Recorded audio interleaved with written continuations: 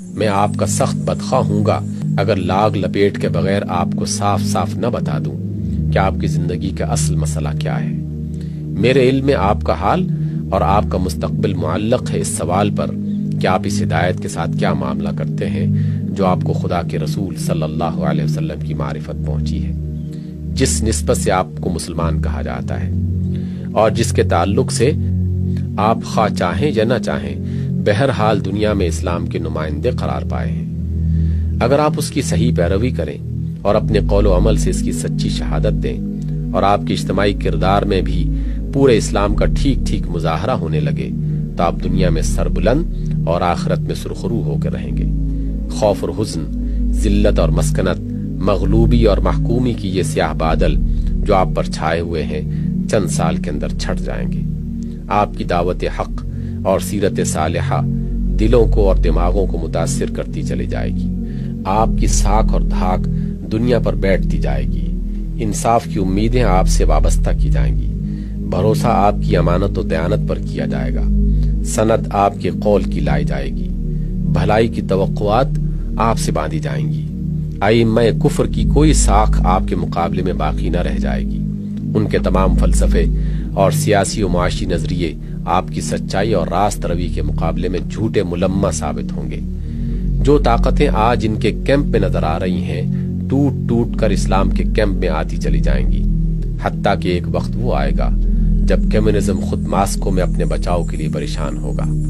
سرمایہ دارانہ ڈیموکریسی خود واشنگٹن اور نیو یارک میں اپنے تحفظ کے لیے لرزہ بر اندام ہوگی۔ مادہ پرستانہ الحاد خود لندن اور پیرس کی یونیورسٹیوں میں جگہ پانے سے عاجز ہوگا۔ نسل پرستی اور قوم پرستی خود برہمنوں اور جرمنوں میں اپنے معتقد نہ پا سکے گی، اور یہ آج کا دور صرف تاریخ میں ایک داستان عبرت کی حیثیت سے باقی رہ جائے گا کہ اسلام جیسی عالمگیر و جہاں کشا طاقت کے نام لیوا کبھی اتنے بے وقوف ہو گئے تھے کہ عصائے موسیٰ بغل میں تھا اور لاٹھیوں اور رسیوں کو دیکھ کر کانپ رہے تھے۔ یہ مستقبل تو آپ کا اس صورت میں ہے جبکہ آپ اسلام کے مخلص پیرو اور سچے گواہ ہوں، لیکن اس کے برعکس اگر آپ کا رویہ یہی رہا کہ خدا کی بھیجی ہوئی ہدایت پر بار بنے رہے، نہ خود ان سے مستفید ہوتے ہیں نہ دوسروں کو اس کا فائدہ پہنچنے دیتے ہیں، اپنے آپ کو مسلمان کہہ کر نمائندہ اسلام کے بنے ہوئے ہیں، مگر اپنے مجموعی قول و عمل سے شہادت زیادہ تر جاہلیت، شرک، دنیا پرستی اور اخلاقی بے قیدی کی دے رہے ہیں۔ خدا کی کتاب طاق پر رکھی ہوئی ہے اور رہنمائی کے لیے ہر امام کفر اور ہر منبع ضلالت کی طرف رجوع کیا جا رہا ہے۔ دعویٰ خدا کی بندگی کا ہے اور بندگی ہر شیطان اور طاغوت کی جا رہی ہے۔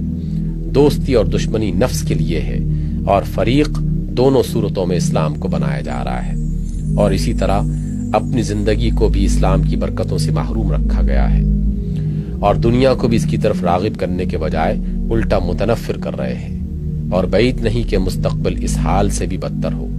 اسلام کا لیبل اتار کر کھلم کھلا کفر اختیار کر لیجئے تو کم از کم آپ کی دنیا تو ویسی ہی بن جائے گی جیسی امریکہ، روس اور برطانیہ کی ہے، لیکن مسلمان ہو کر نہ مسلمان بنے رہنا اور خدا کے دین کی جھوٹی نمائندگی کر کے دنیا کے لیے بھی ہدایت کا دروازہ بند کر دینا وہ جرم ہے جو آپ کو دنیا میں بھی پنپنے نہ دے گا۔